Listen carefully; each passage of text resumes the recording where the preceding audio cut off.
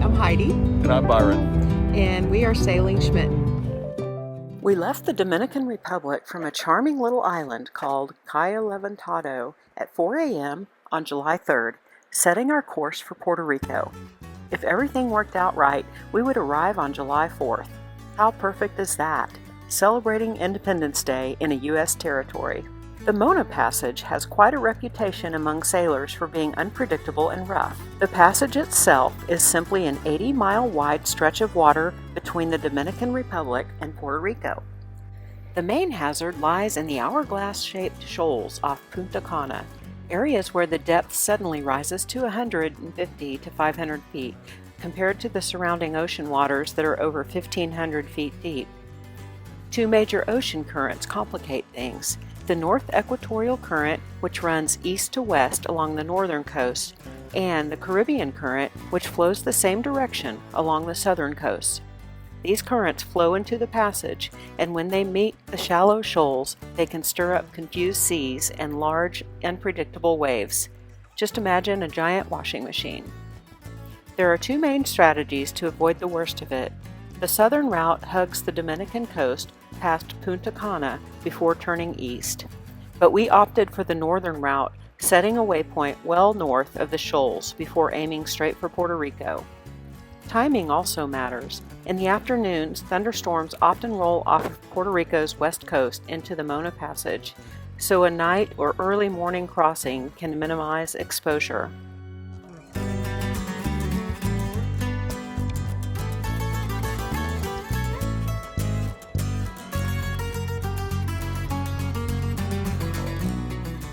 Out on the water, we passed a number of pangas, which are small local fishing boats, working at least 5 miles from the shore, checking their buoys.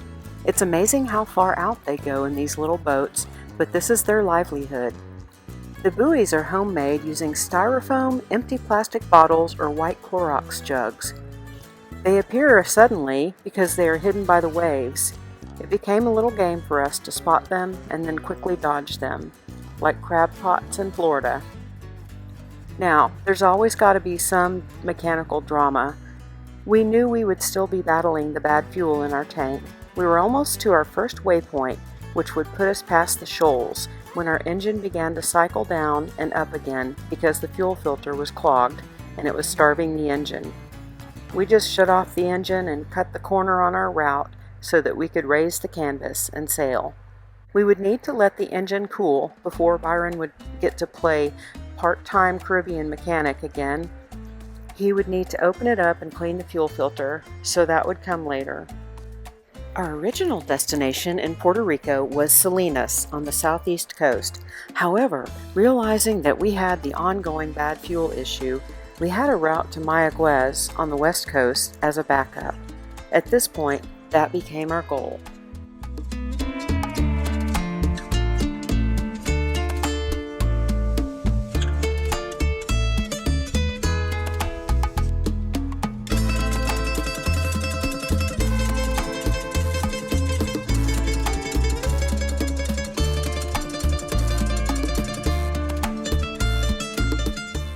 We were truly having one of the best sails in ages, with steady winds and manageable seas. Our main helm became Byron's new relaxation station. I was finding that the best way to stabilize myself is with my feet on the table. I had the first sleep shift, and while I was snoozing, Byron kept us flying at 6 to 8.5 knots. Naturally, when it was my watch, the wind clocked out and I averaged a whopping 1.5 knots. During the night, we could see the glow of light pollution from Punta Cana in the DR, as well as across the water in Puerto Rico. We were about 36 miles from the coast of Puerto Rico, and I could definitely smell food cooking. With each sailing experience, there are character-building moments. So here's this episode's list of things gone wrong. We'll have a few things to figure out when we arrive.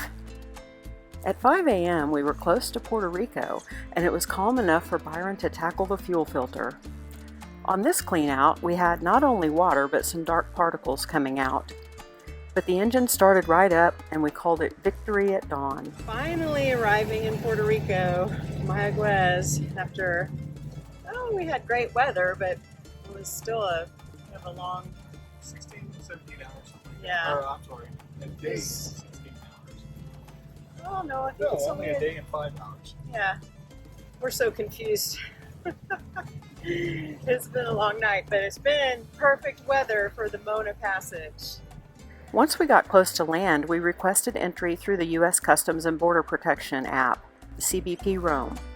We were denied entry. Our minds jumped into scenarios about invalid passports or maybe checking out of the DR improperly, yet we were confident we had done nothing wrong. They messaged us in the app and said we simply needed to be anchored in the bay first. Once we anchored, we had a live video interview with Customs to check in. They could see us, but we couldn't see the Customs agent. Eventually, we were granted entry. We are finally at anchor in Puerto Rico. That's the old ball field. That is the new ball field.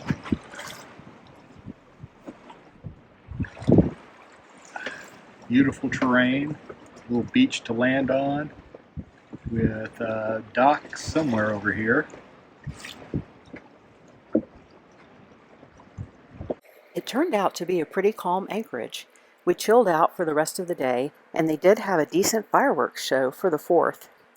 We were running our generator to get AC here because it was so hot and there was not a favorable breeze or any breeze whatsoever.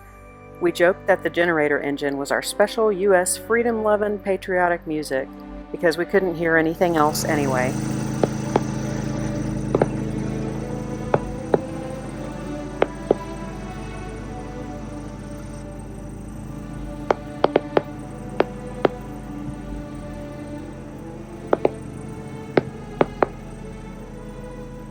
We got to Puerto Rico and we celebrated July 4th. And the next day, we had planned to go see a little bit of Mayagüez, and also we're still searching for our fuel filters. So we started the day with a nice breakfast at Fantastic. a street side cafe, and we had frituras, which are fried meat pies, and they paired perfectly with our favorite beer. Paired perfectly with a singing and dancing bartender as well. Oh, that's right, she was. In her red dress. Yeah, that was a lot of fun. So we had a nice breakfast, and then we walked all over that town. There was not an Uber or a taxi to be found. So we just hoofed it, and so we started looking for our fuel filters. And correct me if I'm wrong, because I don't know all of the ins and outs, but our Yanmar engine is basically a tractor engine that has been customized for a marine environment, right? Yeah. And so the secondary fuel filter, which is the one that's actually on the engine, also has an auto part that is compatible with it. It's a Fram fuel filter. Fram filter. And so we found the advanced auto parts store that had this filter that was compatible in stock. So We thought. well, that remained to be seen. We had to try it, but it was the closest thing we had found so far. And so just happened to be right next door to a Popeye's Chicken. Love that chicken at Popeyes.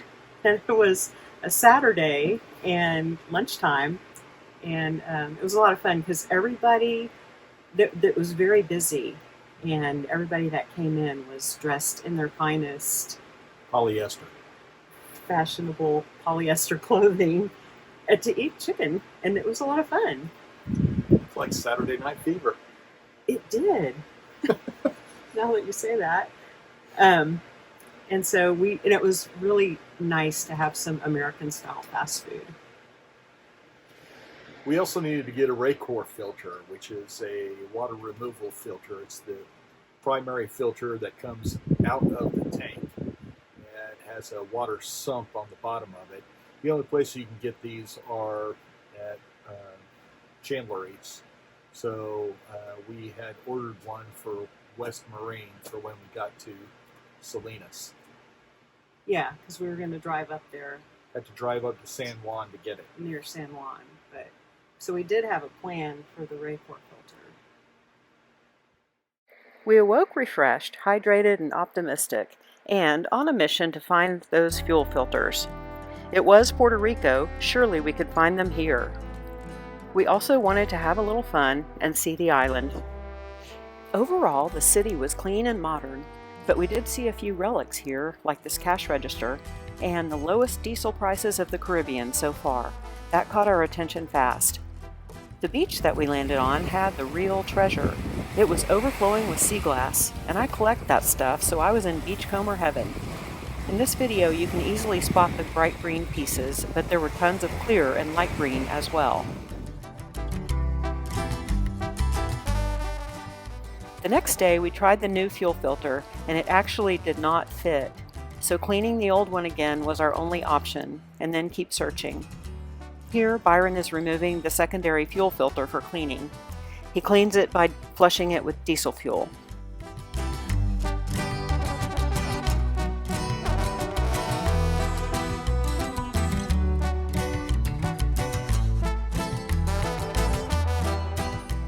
After 2 nights in Mayagüez, we finally had conditions to head for Salinas, our second try. The forecast called for 8 to 11 knot winds, perfect for rounding the southwest tip of Puerto Rico. We sailed past huge mats of sargassum again. Conditions were already deteriorating at around 7 p.m. It was bearable until around 9 or 10 p.m. and the seas got nasty. Our engine also started having problems with the fuel filter again, and it died. We put up the mainsail and headed directly into the waves to stabilize the boat. We had to sail away from the coast for a bit due to the winds, waiting for the engine to cool before the fuel filter could be cleaned. Finally, Byron was able to remove it and clean it. We got the engine running again, but it was not time to push forward at this point. We decided to anchor at the nearest bay, Copamarina. By that time, it was midnight at the Copa, so we had no idea what the place looked like. We anchored solely with the information on our charts and instruments in the darkness, which we have done many times. It was so hot that we slept in the cockpit. We wanted to go ashore the next day, but the conditions were so rough we didn't want to get into the dinghy. We cleaned the fuel filter again and made plans to try to get to Salinas the next day. Day 3 at the Copa began, and attempt number 3 to get to Salinas. We left at 7 a.m., threading carefully between the reefs. Motoring at 4.5 knots, it should take about 7 hours. The conditions were supposed to be 17 knot winds and 2 to 3 foot seas. Byron had cleaned both fuel filters very well, and the engine was running smoothly. Time to kick the tires and light the fires.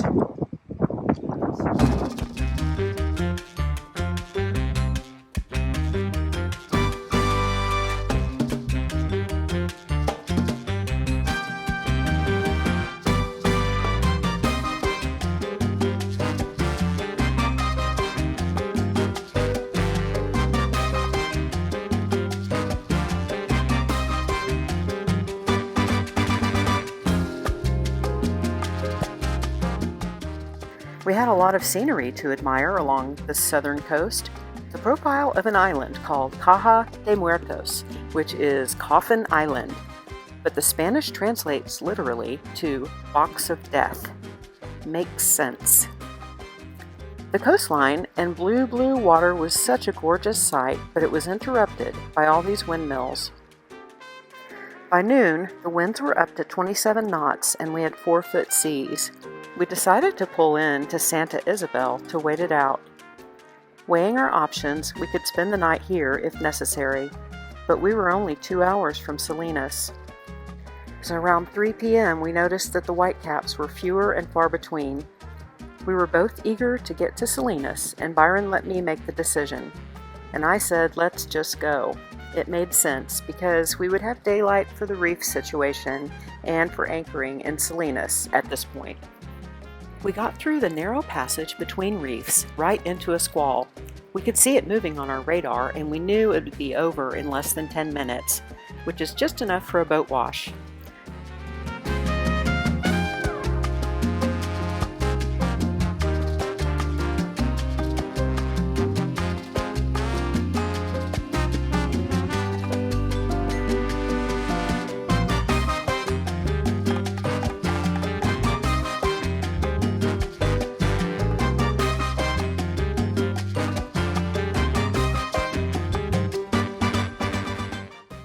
So, on our third attempt, we finally arrived at the Salinas anchorage. It was calm, protected, and set up perfectly for cruisers. We went to eat at the Full Moon restaurant. Unfortunately, it was karaoke night.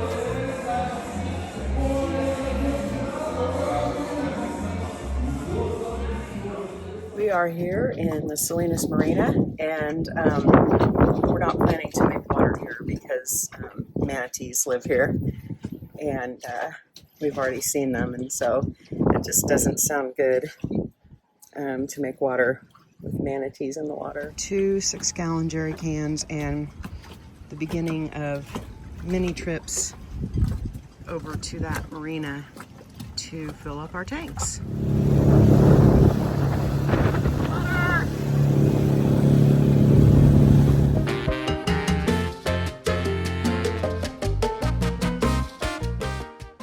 We saw a lot of rain here, and most of it came on the day that we had reserved a car. We wanted to see Old San Juan, continue our quest for fuel filters, and then go to Costco. We had ordered our Raycor filter from West Marine up near San Juan, so we knew we would at least get that one. Our first glimpse of Old San Juan was the massive outer walls of Fort El Morro. The flags flown at the fort include the U.S. flag, the Puerto Rican flag, and the Cross of Burgundy, which is a Spanish military flag used from the 16th to the 18th century to identify warships, forts, and regiments of troops that were loyal to the King of Spain. Old San Juan is the oldest city in the United States, established in 1521. That's 500 years old. Just a baby compared to many European cities. The architecture of the city is purposefully designed in grids for cross-ventilation between buildings and squares, and also creating shade. The material used to build the structures, including the fort, is called mortar, and it consists of limestone, sea sand, and brick. The streets are made of iron slag cast into blocks.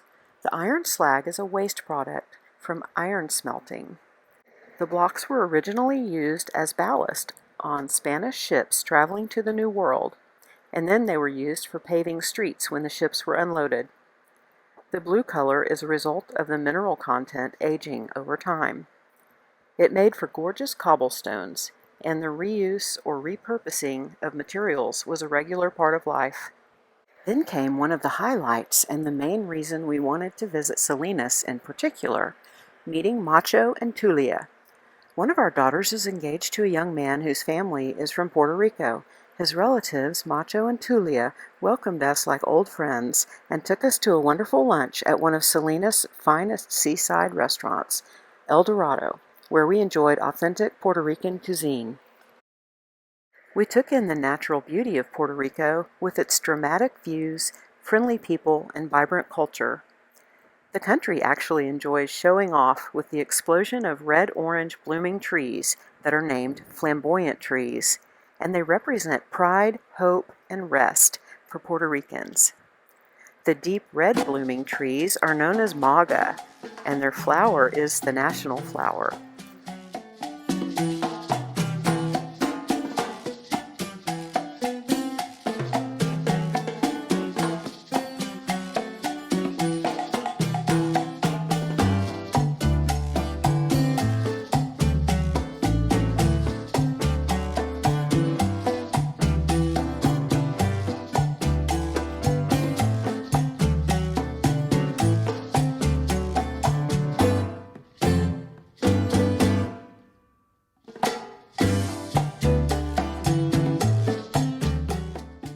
We even got to see Las Tetas, 2 dramatic peaks in the Sierra de Cayo mountain range. They rise 2,762 feet above sea level. Yes, Las Tetas means exactly what you think it means. We wrapped up our last evening strolling Salinas parks, admiring public art, and observing the local nightlife. Lots of music and a number of gambling opportunities. The next day, we would be leaving for St. Croix in the U.S. Virgin Islands. Traveling between 2 U.S. territories, we would not need to do any customs or immigration registrations. It's kind of like traveling between states, maybe Texas and Oklahoma. Once again, we had to rush through this island, trying to get south. 10 days flew by, and it was fabulous and flamboyant. But Puerto Rico needs at least a few months to explore all the culture and natural beauty.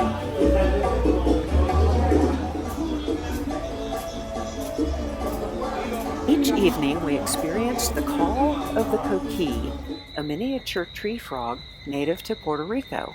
They are the oldest frog in the Caribbean, having been around for 29 million years. They are the national symbol of Puerto Rico, and the sound is music to the ears of natives, for it reminds them of home. Beware of the frogs. We loaded up with 2 more jerry cans of fresh water because we don't pass up a chance for fresh water.